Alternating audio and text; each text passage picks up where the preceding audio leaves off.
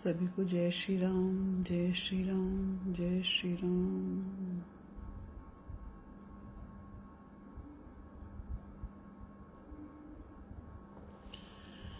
हाँ जी। कैसे हैं? चलिए शुरू करते हैं।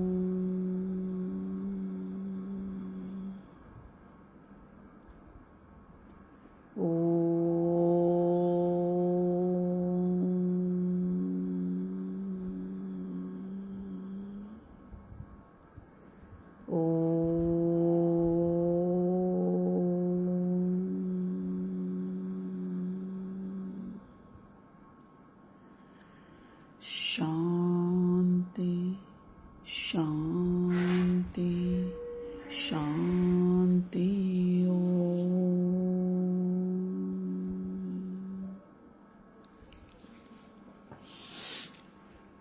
हाँ जी।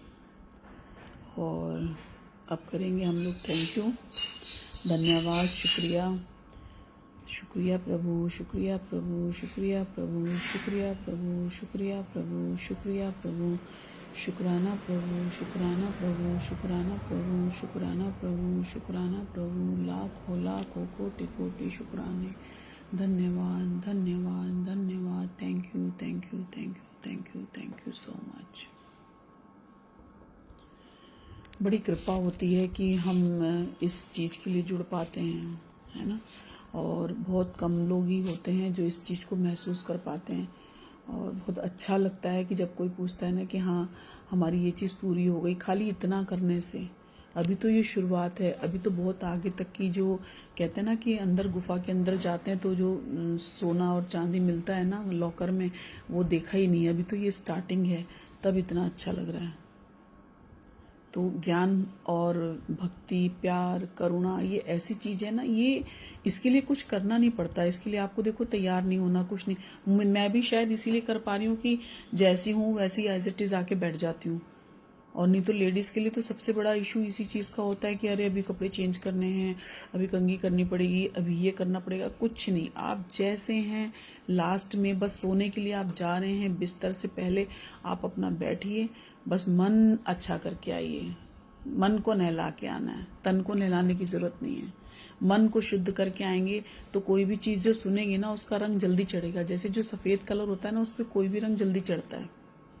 तो मन भी जब हमारा साफ हो जाएगा ना, क्लीन हो जाएगा, तो उस पर प्रभु का नाम जब अंकित होगा ना तो वो स्वर्णिम अक्षरों से दिखेगा और वो आत्मा तक छू जाएगा।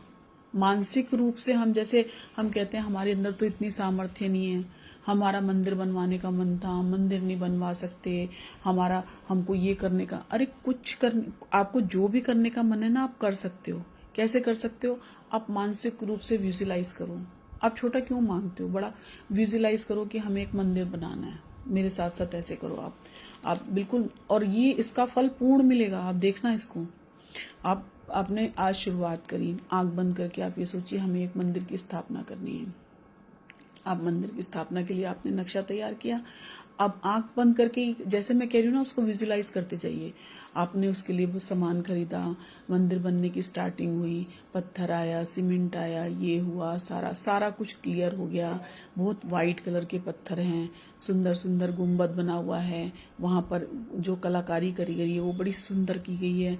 आपके मन की जो मूर्ति है, जिस भगवान को आप पसंद करते हैं, शिव, माँ, हनुमान, जिसकी भी स्थापना करना चाहें आप, बहुत सुंदर प्रतिमा जो आपको सबसे प्यारी प्रतिमा लगती है, और आप उसको अपनी आंखों में बसाइए। पहले आंखों में बसाने के बाद उसको वहां पे प्राण प्रतिष्ठा जैसे मंत्रों द्वारा करते हैं ना, आप मानसिक रूप से सब करिए कि ये मेरे प्रभु जो हमारे अंदर का मंदिर है, ये यहाँ स्थापना करनी है।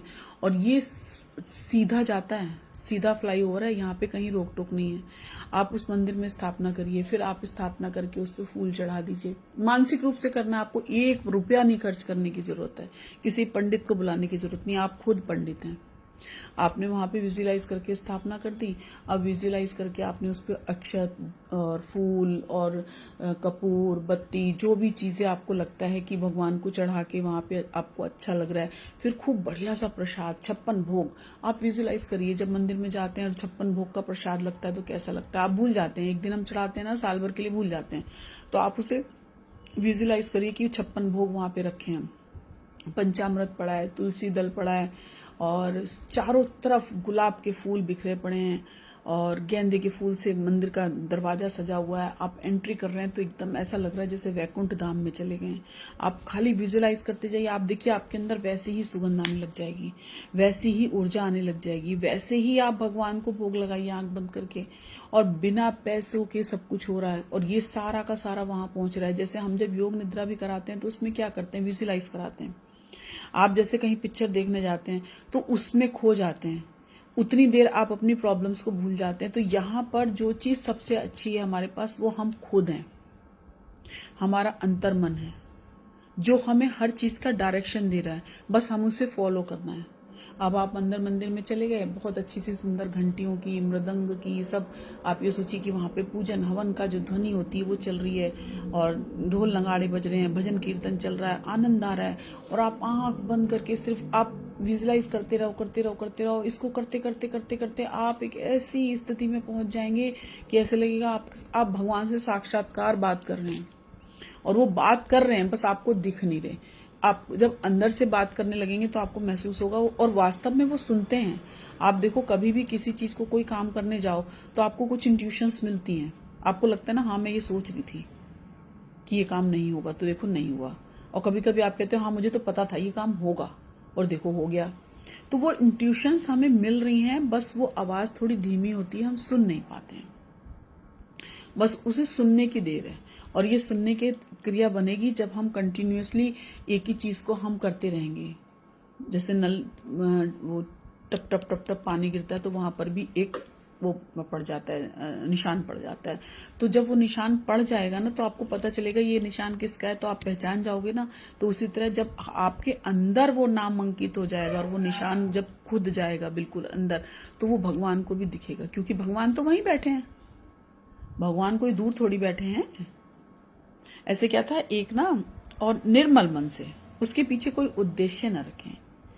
एक बार क्या हुआ, एक ना किसान था, वो खेती कर रहा था, और गांव के लोग पहले तो बड़े सरल होते थे, अब का तो थोड़ा सा ऐसा हो गया।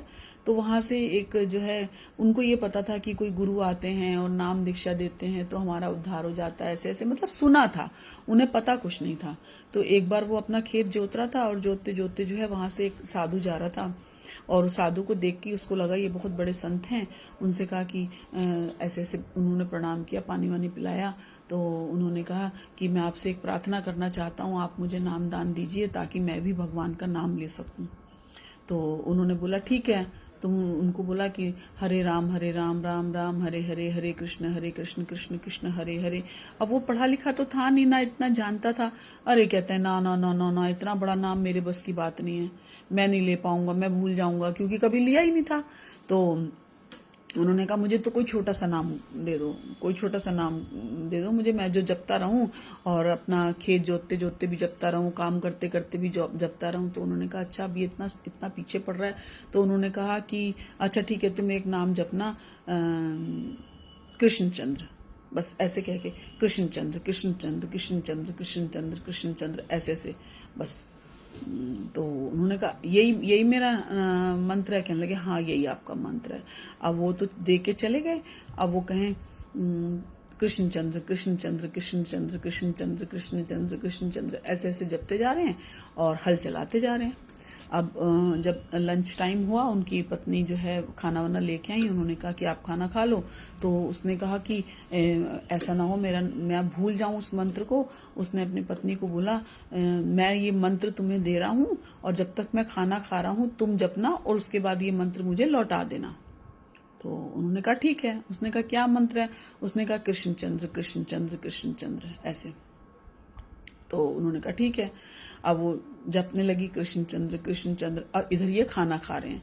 तो आप देखिए वो जाप कंटिन्यूसली वहां से चल रहा है, जब से वो देके गए वो चल रहा है। अब चलते चलते क्या हुआ कि उसकी पत्नी जो है बाहर पानी वानी लेने गई तालाब से, और वो नाम तो भूल गई, और आते आते उसको लगा कि पता नहीं क्या बोला था, पता नहीं क्या बोला था। उन्होंने बोला घसीटा चंद घसीटा चंद घसीटा चंद घसीटा चंद, ऐसे बोलने लगी। तो वो वहां पे आई। अब वो अच्छा, वो उसको भी इतना वो नहीं था, वो इतना ध्यान नहीं रखा उसने भी। तो उसने कहा चलो मैंने खाना वाना खा लिया, पानी पिलाओ और मुझे मेरा नाम जो है वापस करो। तो उसने कहा क्या नाम था? उसने कहा घसीटा चंद घसीटा चंद घसीटा चंद घसीटा चंद। तो उसने कहा हाँ यही होगा, मतलब नहीं उसको दिमाग में आया कि कृष्णचंद्र घसीटा चंद। तो अब वो घसीटा चंद कहने लगा, और जैसे ही इसने नाम ये शुरू किया, और वहां भगवान जो है ऊपर से देख रहे थे कि कितने सरल लोग हैं। तो उनको जो है, उन्होंने लक्ष्मी जी को बोला कि लक्ष्मी जी चलो चलो चलो, मेरा भक्त मुझे बुला रहे हैं। उन्होंने कहा हुआ क्या? उन्होंने कहा नहीं वो बुला रहे हैं। तो उन्होंने कहा वो तो नाम भी गलत ले रहा है, घसीटा चंद कह रहा है, आप कैसे जा रहे हो उनके पास? उसने कहा नहीं नहीं, वो इतना प्यार से ले रहा है, और ये घसीटा चंद्र मेरा ही नाम है। उसने कहा कैसे, ये नाम आपका कैसे? ये तो कहीं आपके 1000 नामों में ये है ही नहीं, 1008 नामों में घसीटा चंद तो मैं पहली बार सुन रही हूँ। तो उन्होंने कहा नहीं नहीं, तुम्हें नहीं पता, जब मैं छोटा था और जब पहिया चलता था ना, घुटनों के पल जब चलते हैं बच्चे, तो मेरे सारे घुटने छिल जाते थे, और मैं जब माँ के पास आता था तो माँ कहती थी देखो घसीटा चंद आ गया, क्योंकि घसीटते घसीटते जाता था। तो माँ मुझे इसी नाम से, यशोदा मैया मुझे इसी नाम से बुलाती थी, घसीटा चंद घसीटा चंद। अब मुझे किसी भी भक्त ने इस नाम से नहीं बुलाया, और आज मुझे मुझे मेरी माँ की याद दिला दी इस भक्त ने, तो मैं तो इनके पास जाऊंगा, जबकि वो गलत ले रहा है लेकिन मैं जाऊंगा। उन्होंने गरुड़ जी को बुलाया और बोला चलो चलो जल्दी चलते हैं। अब वहां पे भगवान आए और उन्होंने दर्शन दिए। पहले तो वो समझ नहीं पाए, क्योंकि देखो एक अलौकिक छवि, लेकिन जो भी निर्मल मन से, शुद्ध मन से उसको करता रहेगा, जपता रहेगा, तो भगवान उसे दिखेंगे। इंट्यूशंस के साथ नहीं, डायरेक्ट दिखेंगे। जैसे हम कहते हैं ना, हमें तो पता ही नहीं चला ये कब हो गया, हमें तो यकीन ही नहीं आ रहा ऐसे कैसे हो गया। तो जब वो लाइव, और सबको नहीं दिखेंगे, जिसके अंदर वो भाव होगा। आप 5 लोगों, जैसे आप महफिल में बैठे हैं लेकिन आपको अकेलापन लग रहा है। क्यों अकेलापन लग रहा है? क्योंकि आपका वो चीज आपके साथ नहीं है जिसको आप चाहते थे। चाहे वो आपका प्रेमी हो, चाहे वो आपका बेटा हो, चाहे वो आपका पड़ोसी हो, चाहे वो आपकी पड़ोसन हो। क्यों? क्योंकि आप चाह रहे थे कि वो आपके साथ हो। तो जिसको प्यार करता है ना, उसको इंसान चाहता है वो हर वक्त उसकी आंखों के सामने रहे, वो हर वक्त उसी को तलाशता है। और बच्चों को तो खास तौर पे रहता है दिमाग में। मेरे भी दोनों जब बाहर रहते थे तो मुझे लगता था कि क्या रख लें इनके लिए, क्या रख दूं, जब ये लोग आएंगे हफ्ते में 10 दिन में तो इनको कैसे बना के खिलाएंगे। तो मतलब कितना भी बड़ा फंक्शन होगा तो कहीं ना कहीं वो एक कमी खटकती है। जिसको भी आप प्यार करोगे ना, उसकी कमी आपको खटकती रहेगी। लेकिन जब वो सामने आ जाता है ना, तो आपको इंटरनली जो खुशी होती है ना, उसका बयान सिर्फ एहसास है, रूह से महसूस करो। प्यार को प्यार ही रहने दो, कोई ना दो। तो वहां साक्षात भगवान प्रकट हो गए और उन्होंने कहा कि मैं तुम्हारे भाव से प्रसन्न हूं। जबकि उन्होंने देखो ना कोई फूल चढ़ाया था, ना अक्षत चढ़ाया था, ना उन्होंने कुछ दक्षिणा का कोई पैसा नहीं दिया था, लेकिन भगवान तब भी उनसे प्रसन्न हुए। क्यों? क्योंकि उनका भाव निर्मल था। सिर्फ और सिर्फ भाव। आप मानसिक रूप से कुछ भी करने के लिए तत्पर हैं। हम कहते हैं ना, हमारी तबीयत ठीक नहीं, हम पूजा नहीं कर सकते, हमारे यहाँ ये हो गया। कुछ नहीं, आप मन से कभी भी किसी भी समय किसी को पुकार सकते हैं। जब इंसान को पुकार सकते हैं तो भगवान तो सर्वश्रेष्ठ हैं जो अंदर हैं हमारे। आप भाव से उन्हें भोजन में, हम कहते हैं अब हमारे से बनता नहीं है, अब हम बूढ़े हो गए, हम खाना नहीं बना पा रहे, हमारा मन तो बहुत था लेकिन हम कर नहीं पा रहे। तो मत करो ना। आप मानसिक रूप से उसको, अभी आपको हम कह दें अरे गुलाब जामुन खाने का मन है, तो आपके अंदर क्या विजुलाइज हो जाएगा? वो काला गुलाब जामुन, रस, कटोरी, चम्मच सब आ जाएगा कि नहीं आ जाएगा? और वो मिठास भी मुंह में आने लगेगी। आपको दाल पकवान खाने तो दाल पकवान आ जाएंगे, पुलाव खाना है तो पुलाव, साई भाजी खानी है तो मतलब कुछ भी आपको खाने का मन है वो आपके इंटरनली वो उसकी मतलब नक्शा तक उसको प्रेजेंटेशन उसकी दिख जाती है आपको। तो जब हम ये भौतिक चीजों को देख सकते हैं जिसका कोई मूल नहीं है, जब हम उसको देख सकते हैं, तो जो परम सत्ता जो हमारे अंदर विद्यमान है, सिर्फ हमें महसूस करने की, सिर्फ हमें याद करने की देर है, वो हमारे सामने प्रकट हो जाएंगे। और वो सुन रहे हैं। जैसे कैमरा है ना, ये हम कहते हैं ना आजकल तो कैमरे का बड़ा फैशन हो गया। कैमरा लगा, आप कैमरे की निगरानी में है, कुत्तों से सावधान, कैमरे की निगरानी में। ऐसे लगते हैं अपने ही घर में घुसते समय जैसे हम चोर बन गए। तो क्यों लगे हैं? क्योंकि कुछ गलत ना हो जाए। इस चीज से हम डर रहे हैं कि कुछ गलत ना हो जाए, हम चोर को पकड़ लेंगे इसको देख के। लेकिन जो हम अंदर से बुराइयां कर रहे हैं और ये नहीं सोच रहे हैं कि हम जब वहां ऊपर जाएंगे तो हमें वहां किसको जवाब देना पड़ेगा। क्योंकि उसका कैमरा ना बंद होगा, ना खराब होगा, और ना ही उसकी कोई चीज डिलीट होगी। वो पूरी की पूरी आपके सामने वैसी ही परोसी जाएगी जैसे आपने की है। जैसा खाना बनाया है ना, सेम वैसा ही परोसा जाएगा। कोई उसमें नमक मिर्च ऐड नहीं कर सकते।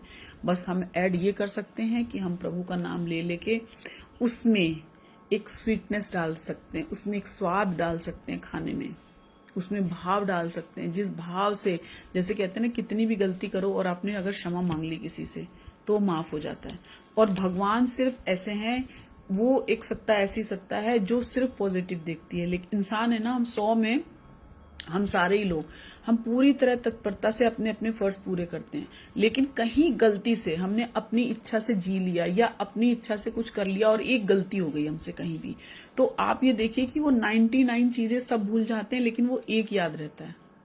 ये है इंसान। लेकिन भगवान क्या है? भगवान ईश्वर सत्ता ऐसी है कि वो कितनी भी बुराई कर लीजिए, लेकिन लास्ट में आपने राम ले लिया तो वो सारी गलतियों को माफ कर देते हैं। उनमें और हमारे में सिर्फ यही भेद है। वो सिर्फ पॉजिटिव देखते हैं और हम सिर्फ नेगेटिव देखते हैं।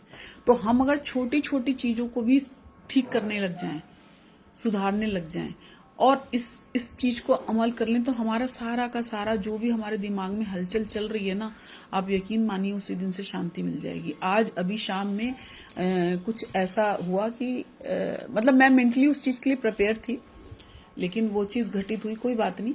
और मैं भगवान से बार बार कह रही थी जिसमें आपकी मर्जी, जिसमें आपकी मर्जी। तो कोई, और मुझे रत्ती भर नहीं फर्क पड़ा इस चीज का कि वो चीज हुई या नहीं हुई है, तो भी बहुत अच्छा है, और अगर नहीं है तो उसके लिए अच्छा है, दूसरी पार्टी के लिए। जैसे मैं कल प्लस और माइनस बता रही थी ना, तो अगर हमारे लिए वो काम हमारे हिसाब से अच्छा हो रहा है तो हमें बहुत अच्छा लगता है, लेकिन हमारे हिसाब से अच्छा नहीं हो रहा तो हमें लगता है कि बुरा हो गया। तो हमारे लिए बुरा नहीं हुआ, लेकिन दूसरे के लिए अच्छा जरूर हो गया। जैसे कहते हैं किसी की आप अच्छाई नहीं कर सकते तो बुराई मत करो, शांत रहो। आप देखिए वहीं से मैटर सॉल्व होने लग जाएंगे। आप चुप तो रह सकते हैं। आत्मा का स्वरूप शांत स्वरूप है, वो हमेशा शांति चाहता है। आप कितना भी रो लो, कितना भी गा लो, आखिर हम नींद में भी चुप ही रहते हैं ना, बोलते नहीं है ना। क्यों रहते हैं? उसमें भी बड़बड़ाने लगे हम, चिल्लपों करते रहे, कुछ भी करते रहे, लेकिन हम नहीं करते ना, क्योंकि हमें मालूम है कि हम जब शांति से सोएंगे। आजकल डिप्रेशन के शिकार इसीलिए ही हो रहे हैं लोग, क्योंकि दिमाग बहुत जगह डिवाइड हो गया है। पहले इतने उपकरण भी नहीं थे, इतने सामान घरों में नहीं होते, इतने कपड़े नहीं होते थे, इतना घूमना फिरना नहीं होता था, कोई मतलब इस तरह की चीजें नहीं होती, तो दिमाग स्थिर रहता था उतने में। अब बहुत सारी चीजों में ना ऐसे जैसे कोई धुआं होता है ना, ऐसे एकदम ब्लास्ट, आग सी लग जाती, वो ऐसे स्पार्कल पूरी यहाँ पे, वो स्पार्कल सारे सारे सारे सारे सारे सारे एक चीज से छूटते हैं, दूसरा दूसरे से तीसरा, तीसरे से चौथा, वो चलता ही रहता है। वो एक जगह से हटता है लेकिन दूसरी जगह पे जाके अटक जाता है। क्यों अटकता है? क्योंकि वो वहां पे अगली जगह पे भी वही चीज रखी है। आप एक झटके से निकले, आपको दूसरा झटका लग गया।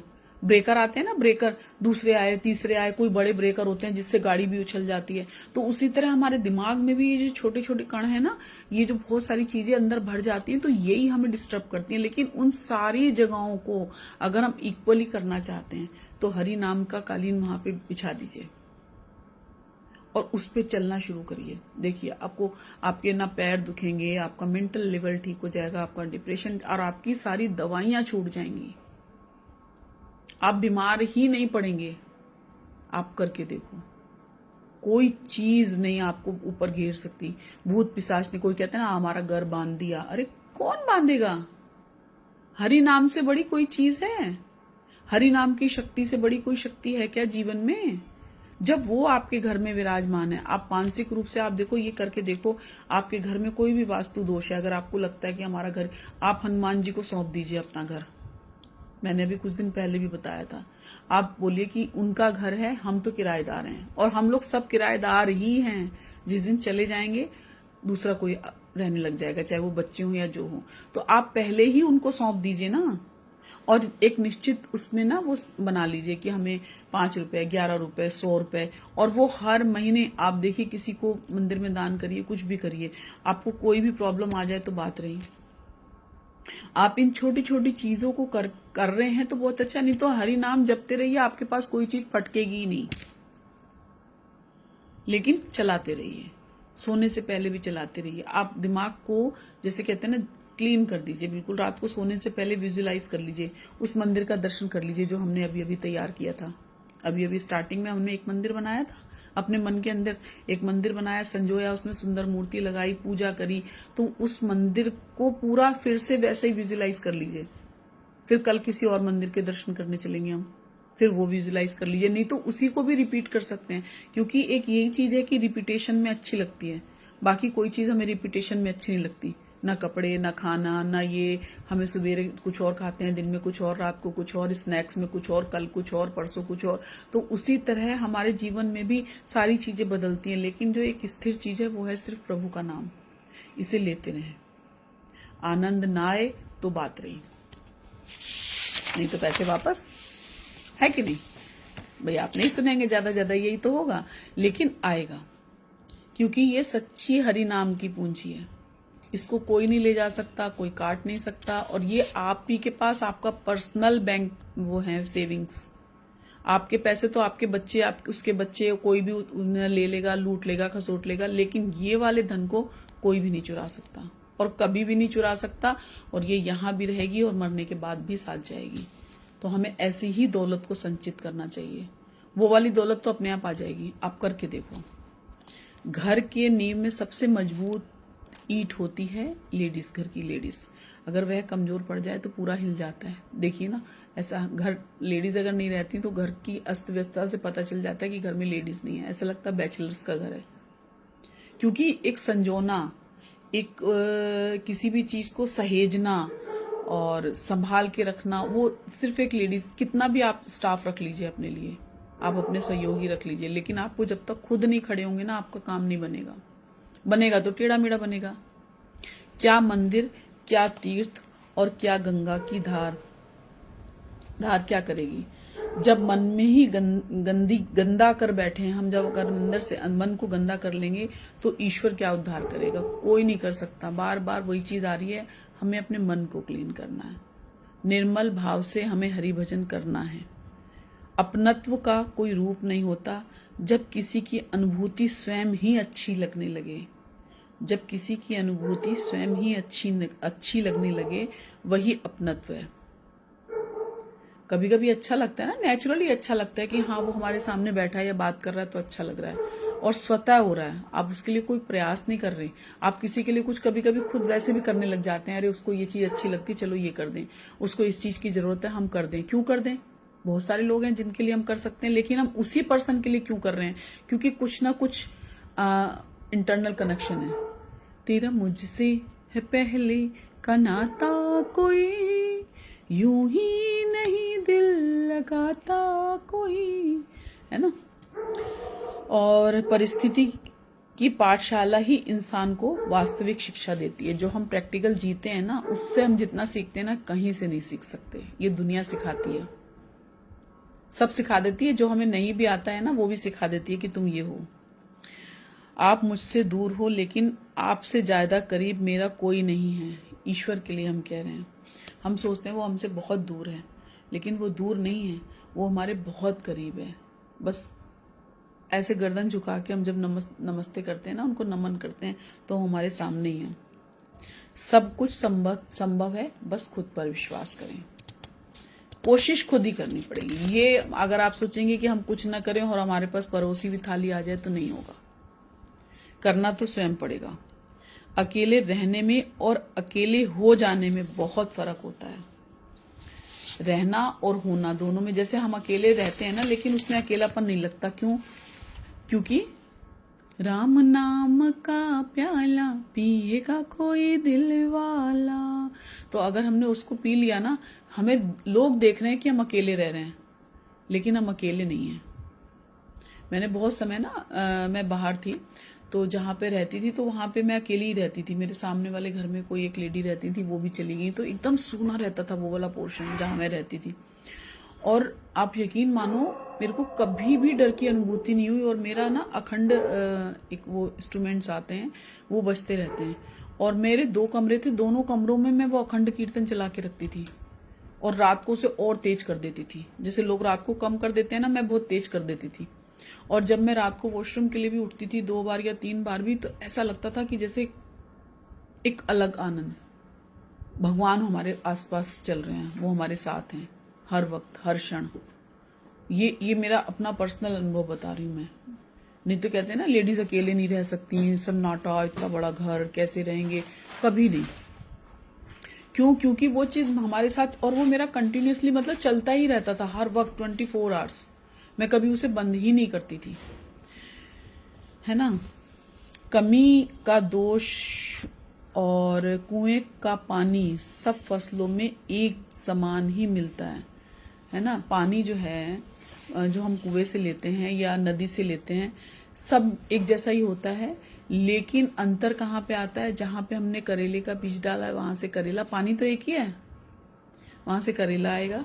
और जहां से हमने बेर का बीज बोया, वहां बेर आएगा। जहां से इमली बोई है, वहां इमली आई है। यह दोष पानी का नहीं है, ये बीज का है, बीज का अंतर है।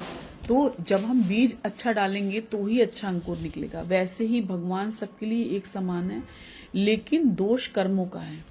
लेकिन हम कर्मों को सुधार सकते हैं। सब लोग कहते हैं कर्मों का दोष है, कर्मों की वजह से मिला, तो हम उसे सुधार सकते हैं, हम उसे क्लीन कर सकते हैं, लेकिन उसके लिए प्रयास थोड़ा ज्यादा करना पड़ेगा। जैसे जब हमसे कोई दाग अगर छूटता नहीं है ना, तो जब हमसे नहीं छूटता तो हम उसे ड्राई क्लीन वाले को दे देते हैं, वो कुछ ना कुछ केमिकल लगा के उसको क्लीन कर देता है, बिल्कुल नया कर देता है। तो भगवान से नाम से बड़ी कोई बूटी है ही नहीं। जब उस बूटी से हम अपने अंतर मन को साफ करेंगे तो कितनी भी गहरा गंदगी हो वो क्लीन होकर ही रहेगी। ऐसा कोई ड्राई क्लीन वाला नहीं है जैसा भगवान का नाम ड्राई क्लीन करता मैं। जो आनंद शांत रहकर चुप रहने में है वो शिकायत करने में नहीं, क्योंकि अज्ञान जो करता है ना उसको क्रोध आता है, और ज्ञानी हमेशा मौन रहता है। तू प्यार का सागर है, तेरी एक बूंद के प्यासे हम, तू प्यार का सागर है। तो बूंद से बूंद मिलेगी तो घड़ा भरेगा, बाल्टी भरेगी, और आपका अंतर मन उसमें नहा लेगा। इस एक बूंद से अगर हमारे यहाँ पे चली गई ना, हमारे आत्मा में, तो हम पूरा उसमें नहा लेंगे, पूरा गीले हो जाएंगे। जैसे हम नहा के अपने को पोंछते हैं ना, साफ करते हैं, उसी तरह हम प्रभु के नाम की बूटी में अगर रम जाएंगे ना, तो ऐसा रमेंगे कि वो कभी सूखेगा नहीं, वो हमेशा नमी बनी रहेगी। करुणा, दया, ममता और बहुत बहुत बहुत सारा प्यार, और सभी को इतना सारा ढेर सारा प्यार आई और आई लव यू। इसी के साथ सभी लोग सुखी हों, स्वस्थ हों, संपन्न हों, शांत हों, और बहुत बहुत बहुत सारा आनंद हो। सभी को जय श्री राम, जय श्री राम, जय Shri Ram. Thank you, thank you, thank you सभी को जुड़ने के लिए। और मिलते हैं एक ब्रेक के बाद। इसी तरह हंसते रहिए, गुनगुनाते रहिए और प्रभु का नाम लेते रहिए।